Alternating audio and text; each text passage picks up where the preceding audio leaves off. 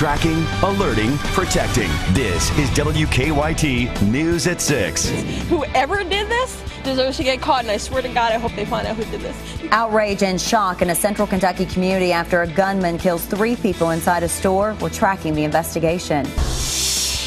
Here in Danville, it's been a tense day, so we talked with the community and got reaction from them about the manhunt for a shooter. Neighbors talk about the loss of 2 of those victims, the reaction in our team coverage from Danville. She helped many people like herself who lost family members in Flight 5191, and she touched countless lives here at LCA. More on the life of Lois Turner Dees. WKYT News at 6 starts now. We begin tonight with a breaking news alert involving the deadly shooting at a Danville pawn shop. Good evening. Police wrapped up a news conference about 15 minutes ago. We now know the names of all 3 people killed. Earlier today, the coroner told us the names of 2 of the victims, Michael and Angela Hawkinsmith. They were the co-owners of that business. Police also told us there is now a description for the suspect they're looking for. WKYT's Sean Moody has been tracking this investigation all day. He joins us now live with the breaking details. Sean? Well, just a few minutes ago, we finished talking with Danville Police Chief Tony Gray, and we now know the identity of the 3rd person who was killed inside this pawn shop this morning. That man is 60-year-old Daniel P. Smith of Richmond. Now, police say Smith was shot and killed along with Michael and Angela Hawkinsmith sometime around 9 o'clock this morning. Friends tell us the Hawkinsmiths are part owners of the shop and their 2 children. A 9-year-old boy and a 14-month-old girl were actually inside the shop with them when it happened. In fact, police say it was actually that 9-year-old boy who called 911. Now, we've learned those 2 children are okay and they're now with their grandparents. Police have also now identified a suspect. They say he was able to get out through the garage door and ran away through an alley between the pawn shop and a nearby business. We are looking for a white male. We believe he was wearing a green camo type jacket. He's believed to be 40 to 50 years old.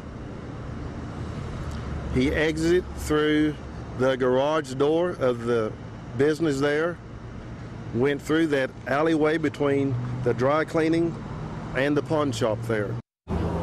Now, just before we went on the air here at 6 o'clock, we noticed a woman walking up to that police tape with flowers, and we expect to see a whole lot more of that throughout the evening. Live in Danville, Sean Moody, WKYT. Sean, thank you. This crime, of course, shocking people who knew the victims of this shooting. Michael and Angela Hawkinsmith owned the shop where that shooting happened. WKYT's Victor Puente talked with a neighbor who says she is distraught about the loss. He continues our top story team coverage. The people I spoke to today told me they lived next to the Hawkinsmiths for about 1.5 years. They say the 2 of them were always there for friendship or advice. These former neighbors told me they couldn't stop thinking about their 2 young children. I still can't believe it. I mean, my baby, she's 11 years old and was just texting Angela last night. Tammy Price says her younger daughter often played with Angela and Michael's 9-year-old son. Angela was helping her older daughter plan her wedding and was going to sing in it. I kind of knew it was them because they were the only ones at the pawn shop, and I was like my mom. I didn't want to believe it. Combs says she was in contact with Michael's brother this morning. He told her their son hid in a closet with his young sister during the shooting. As far as he knew, the kids were okay. Yes, Angela homeschooled, and so she took both the kids down with her at the pawn shop. Bryce says she takes comfort in knowing the family had recently gone on several trips together. No matter how their parents were taken from them, she says these children will always know they were loved. They were really, really good people. Bryce tells me the Hawkinsmiths had also taken in a foreign exchange student this school semester. In Boyle County, Victor Puente, WKYT. Well, as you can imagine, the crime has people living in Danville on edge. WKYT's Jerica Insco talked with people there who say they're concerned for their families and their neighbors as police search for the killer. There were some tense moments throughout the town of Danville this morning. Some places were put on lockdown and other people told to stay indoors. And it's all because of a manhunt for a shooter. Helicopters circling and police parked outside of schools. It was not any other day in Danville. It was kind of hectic. Our hall was a little frantic. I never dreamed that this would happen. Schools, businesses, the greater downtown area of Danville shut down. It was a very serious matter. We need to stay indoors. It was a ghost town as we searched for people to talk with about what was happening. I've never seen Danville, everything being shut down in Danville at one time. Scary doesn't quite cover it for parents with kids in school, unable to take them home. It's like somebody's ripping your heart out almost, because you're not right there with your kids. You don't know what's happening with them. But as we talked about the fear of it all, minds quickly switched to the realness of what had occurred. It's a sad time for the community, probably in Danville. The town has returned to normal and back to daily activities as police tell us they continue to investigate. In Danville, Jerica Insco, WKYT. Well, of course, there are still a lot of questions surrounding this case. We will continue to track this situation into the night. Follow WKYT on Facebook and Twitter for the very latest information, and you can keep checking WKYT.com for the very latest. Our Jordan Valines will have an update from Danville that's coming up for you tonight on WKYT News at 11. We're also keeping a close eye on the First Alert Defender right now. A round of wet weather is heading our way, and the rain could arrive just in time for the kickoff of some high school football games.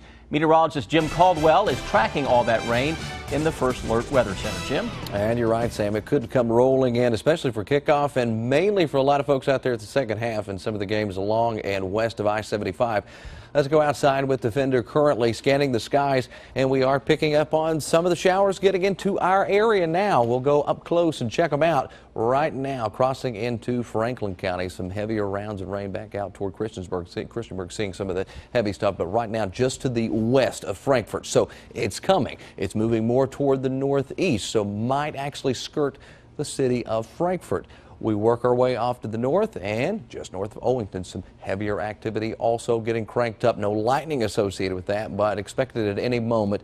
These are not intense thunderstorms, just some heavy rain producers with some gusty winds also associated with them, and plenty of moisture coming in out of the Gulf of Mexico to fuel a lot more of these going into the evening and especially overnight tonight. You can see all of it out to our west, trying to get together and spread out in our direction. The rest of the evening, a few storms around at 7 o'clock, basically what we're seeing currently. It's not going to change that much here in the next 25 minutes or so.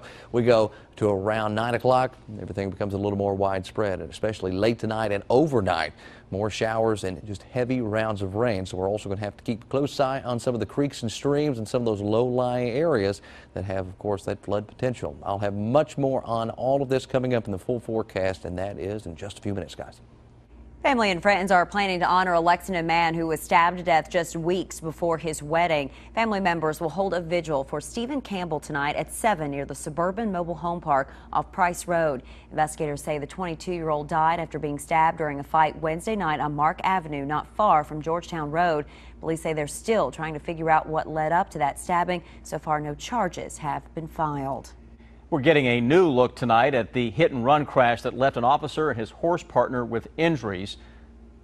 Paco, the horse, is recovering after he was hit by a car last night on West Main Street. Officials say the driver hit the horse on the left side and continued driving. Police say they take it seriously when any of their officers are injured in the line of duty.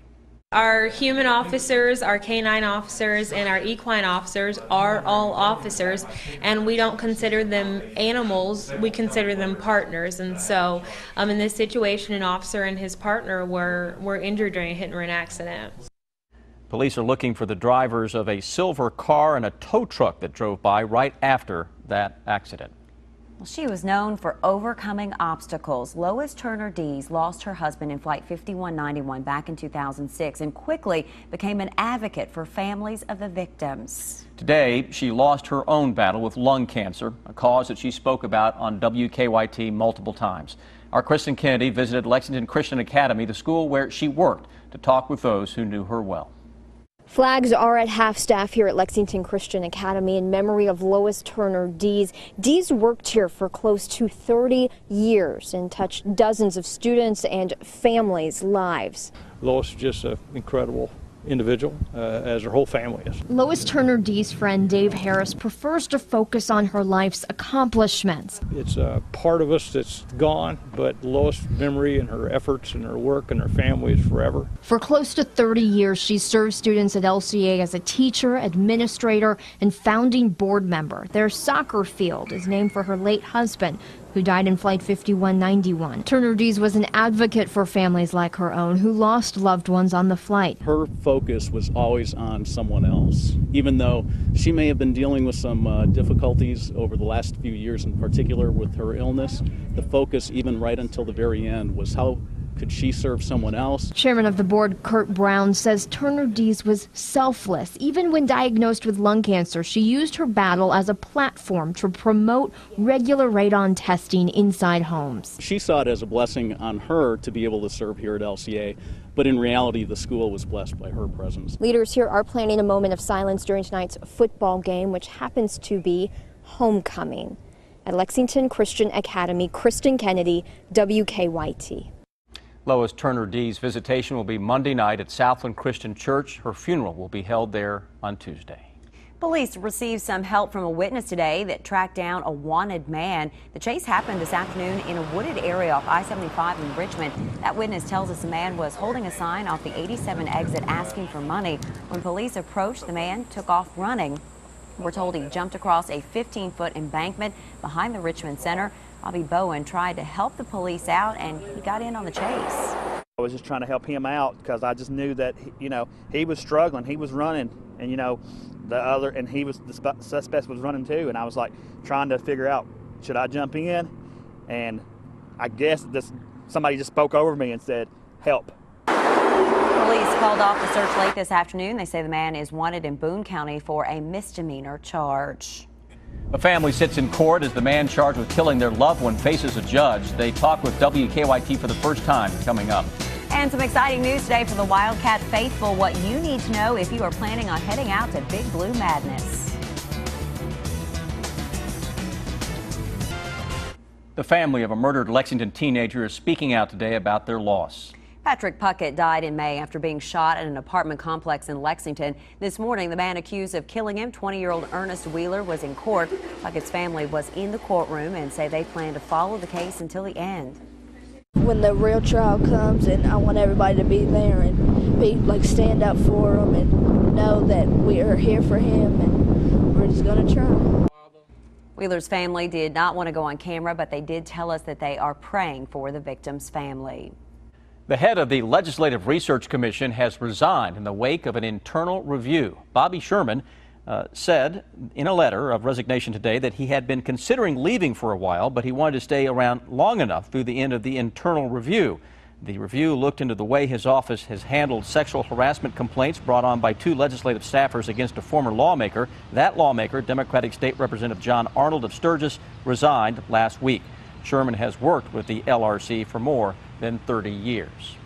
Big Blue Nation, get ready. It's time to talk tickets for this year's Big Blue Madness. Yes, it is. The Memorial Coliseum Ticket Office will distribute tickets on October 5th. Tickets are free again this year, and there will be a limit of 4 tickets per person. Now, if you plan on camping out, UK Athletics is asking fans to wait until 5 a.m. on Wednesday, October 2nd before setting up. Fans are not allowed to use generators this year or have propane tanks and open flames.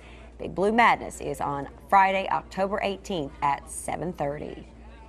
Now, your hour-by-hour forecast with meteorologist Jim Caldwell and First Alert Defender.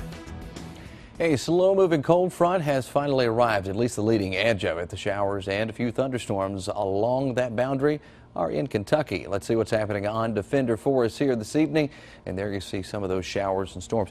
A little more of the light stuff down to our south, at least at this point, out toward Bowling Green. But you get back toward the north, and that's where we're watching a little flash of lightning and some heavier rain. Sweeping right now through Franklin County, some light rain in the northwestern sections of the county. And it looks like it's going to miss Frankfort. Now we'll ease on up toward the north, and there we run into some more heavier rounds of rain, even some lightning associated with this a little while ago right outside of Owens. And so they are picking up some heavy rain, gusty winds associated with that. So we'll just call it a good gusty thunder shower in place now. Nothing strong or severe at least at this point. Now, there's certainly that possibility out there. Watch all the moisture kind of funnel in from the Gulf of Mexico. There is plenty of it out there, but luckily none of it going to severe weather, severe level criteria all across Louisiana, Mississippi, and Arkansas. It's staying pretty quiet as far as that's concerned. Now, it's out there and it has that potential again. I've got to keep that in mind. We look around, and of course, the rain isn't in Frankfort right now, so nice and dry. 82 degrees, 81 down in London. You can even see some sunshine peeking through. 82 Georgetown, and then we go to Winchester, also coming in with the low 80s. We'll go hour by hour now. Clouds increasing, isolated showers and thunder showers possible in between now and then you see the big push of moisture really trying to rush into Kentucky overnight, especially early tomorrow morning. Some heavier rounds of rain, even a few thunder showers also in the area. We go into the morning, and things are starting to quieten down as far as the rain is concerned here in central Kentucky. Still holding on out into the eastern mountains, though. Eventually, it clears out of here and looks like a decent Saturday evening for you. Now, again, if we can get the clouds out of here quick enough, we could likely go into maybe the mid-70s. Out there currently, we're in the low 80s. Lexington, Richmond, London, and down to Middlesboro at 79 degrees. The cooler air already arriving with that rain toward Louisville, and that's what will be the trend going into the second half of the weekend. The cooler air once we get these heavier rounds of rain out of town. Look at Sunday. 68 degrees your high, early morning low in the 50s, low 50s at that, and then we make the switch going into what will be the first full day of fall, which is Monday, and that's when you run into some very pleasant weather as well. 72 your high. I mean, that's not a bad looking 7 day once you get past this weekend, or mainly tomorrow afternoon, guys, so not bad. All right, look forward to next week. Next week, yeah, that's what we'll do. Yeah. I still like the weekend, wet or not. Wet or not, there you go. Thanks, Jim. Rob is up next, and there's a new staff at UK, but they know all about Florida. Coming from Florida State, you don't have to tell Mark Stoops and coordinator DJ Elliott very much about the Gators. And some unfortunate news, a former Wildcat in court today in Oklahoma facing domestic violence charges. We'll tell you more about that coming up next in sports.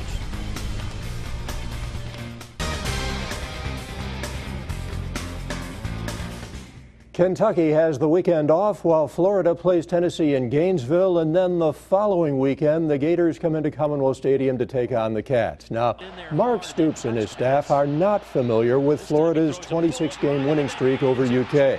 Cats haven't beaten the Gators since 1986. But having coached at Florida State along with defensive coordinator DJ Elliott, Stoops knows all about Florida, and that's good. It is good. We didn't play our best last year at Florida State on either side of the ball against them. They played well, but I am familiar with these guys and have a lot of respect for them and their program, and I know Will and how tough he is and how tough their team's going to play. Definitely something that helps you, when you played them before and you're familiar with those type of players and those coaches. Another commitment for Matthew Mitchell and the UK Hoops team, Alexis Jennings from Sparkman High near Huntsville, Alabama.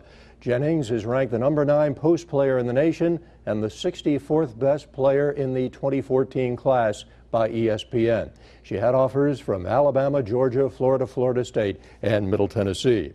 Former Wildcat DeAndre Liggins, formerly arraigned on several felony and domestic violence charges today in Oklahoma. Not guilty pleas entered. Liggins was arrested August 31st. His girlfriend says he attacked her in front of their 2-year-old son.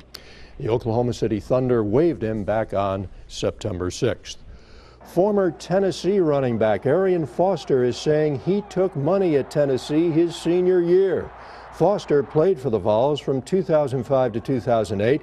His comments came in a documentary titled "Schooled: The Price of College Sports." No indication as to how much Foster received.